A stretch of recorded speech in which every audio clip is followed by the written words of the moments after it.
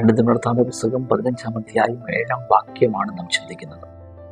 English ഇങ്ങനെ വാക്യം, do not give up for your work will be rewarded.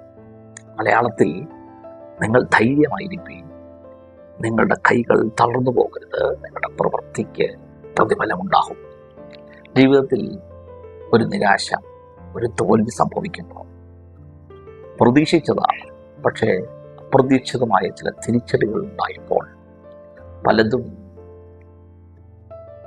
ഗീവപ്പ് ചെയ്യാൻ, വേണ്ട മതി, എന്നെ കൊണ്ട് പറ്റത്തില്ല, മനസ്സ് മടുത്തുപോയി, കൈകൾ തളർന്നു പോയ പ്രിയപ്പെട്ടവരെ നോക്കി പരിശുദ്ധാത്മാവ് പറയുന്നു, കൈകൾ തളർന്നു പോകണ്ട, ധൈര്യമായിരിക്കും.